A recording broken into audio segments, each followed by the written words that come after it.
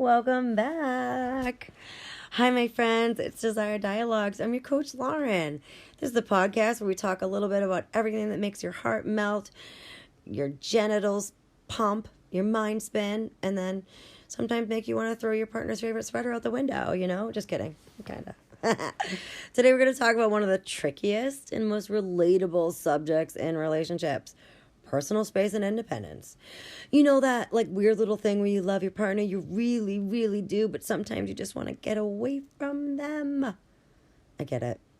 I'm talking about those moments when you're like, oh my God, can I please be alone for 5 seconds and not feel guilty for it? If that's a topic that's like, yeah, that's me, then you're in the right place. Let's dive in how to navigate needing personal space without making your partner thinking you're plotting a dramatic escape or secretly considering breaking up over a Netflix show. Here's the deal, my friends. We all know relationships are about closeness. Those aw moments, inside jokes, love letters, sharing everything phase. But here's the thing. No one, and I mean fucking no one, can be on 24/7. You're not a robot, and you're definitely not a love machine, okay? Here's what most people forget, when it comes to being in a relationship. Personal space is not a sign of disinterest. Let me repeat that. Personal space is not a sign of disinterest. It's not about you needing a break because you can't stand your partner. It's about you needing to break to recharge. And guess what? You're allowed to do that. So let's get into how to make that alone time actually work for the relationship, not against it. Tip number 1, be honest about your need for some space, right? Without being a jerk. So here's a first rule, right? First rule here is you got to communicate. I love it. But it's not the hey, I need space, and then ghosting your partner for the next 6 hours. That's not how this fucking works, okay? If you're going to hit them with the I need some alone time bomb, you've got to give a little explanation. It does not need to be a dramatic confession I just can't be with you right now because you're breathing too loudly. I can hear you chew and I can't handle your energy. No. Just be simple. Just be chill, right? Simple. Babe, I'm feeling a little overwhelmed. I'd love to take an hour for myself to recharge. Can go a long way. You're not saying I need space from you forever. Pro tip. Make sure you're not doing this mid-argument, right? Timing is everything. If it's a quiet moment, go for it. If it's heated, that's the time to bring out the we need to talk card, but after we take a little space to cool down, right? The body itself actually needs 20 to 30 minutes to bring your adrenaline back down to baseline, right? So let's take 20 minutes and then we'll resume, okay? And I love you. Until then, I'll talk to you, right? Tip number 2, schedule your alone time and stick to it. I know. You're like, ugh, scheduling personal time? That sounds so unromantic. Trust me, it's not. It's actually the opposite. Thing is, you're showing your partner that you value your relationship so much that you're putting in the work to make sure you're recharged so you're ready to bring your best self into this, And when you have that alone time in, it's scheduled in, you don't really have to say, I need space right now, or, hey, and then you can be like, hey, remember our sacred me time, right? So I scheduled it. Here's the deal. Life's chaotic. You're busy. Sometimes it's really hard to just carve out time for yourself. So set some boundaries ahead of time. Maybe it's every Saturday afternoon you go to a solo trip for the coffee shop for a half hour, or in the evening to do whatever you need, right? Scheduling me time shows that you're not escaping your partner, right? You're just taking care of you, right? Think of it like taking a spa day for your mental health, just without the cucumber slices on your eyes. Tip number 3, respect their needs for space without taking it personally, all right?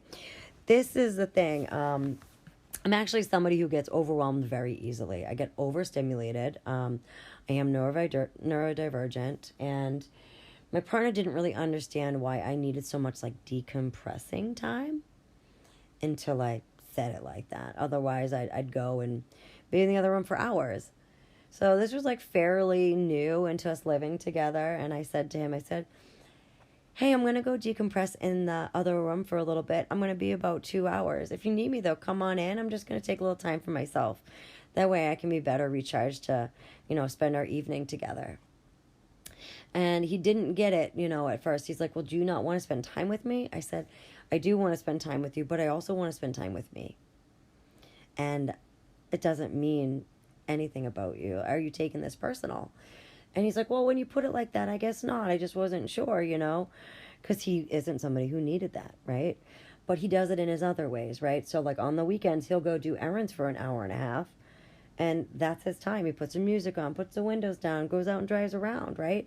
We all have our little things that we do, but alone time can look different for everybody. But when it's not personal to the other, that's really why it works, right? So it's not so much of the like, what's wrong? Did I do something? Why don't you want to hang out with me? It's everyone needs their own space. And when you express that, it's okay. And you guys learn to reflect it. So, you learn to respect it. I mean, it's not a reflection of how much they love you. It's really just a sign that people need to recharge, right?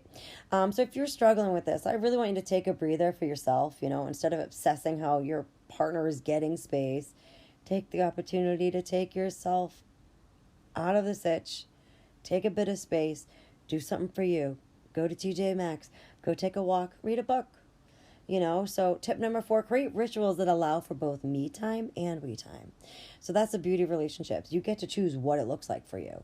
You don't have to fit into everybody else's box, right? The key to a successful balance is, between that personal space and closeness is really kind of making sure there's enough shared quality time to fulfill the other partner.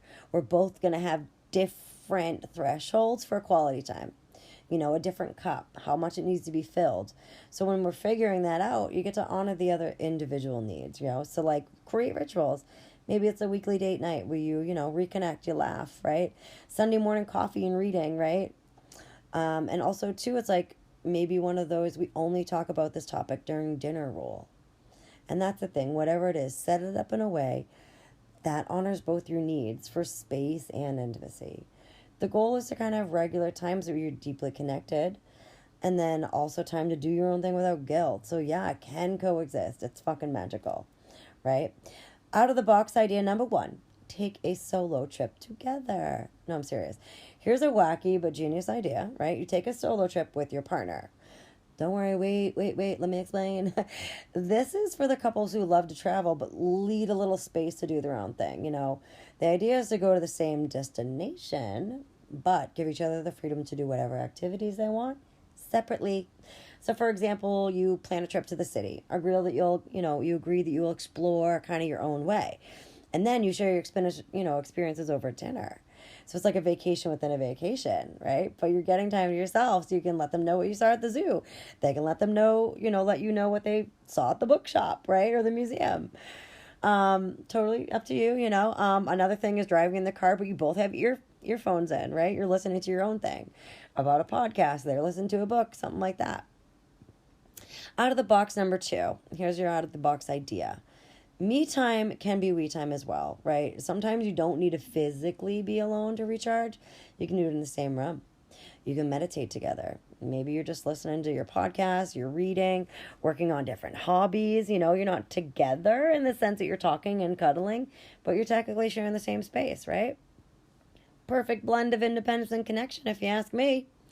So there you have it, my love birds. Oh, navigating those personal space in a relationship can definitely be a balancing act. It can be done, and it makes a relationship so much stronger, and it gives you so much more needed energy for yourself. Just because you need space does not mean you don't love each other. It's about respecting each other's need to recharge and just being open about it. So go on out there, take some time, take some space, make some room for yourself, schedule it in, and that way you can come back to each other refreshed, stronger, and maybe a little bit more sassy than before. So my friends, please don't forget to hit that subscribe button if you enjoyed this episode. It helps other people hear the podcast. Share it with a friend if you think that would be helpful too. Until next time, my friends, we'll talk to ya.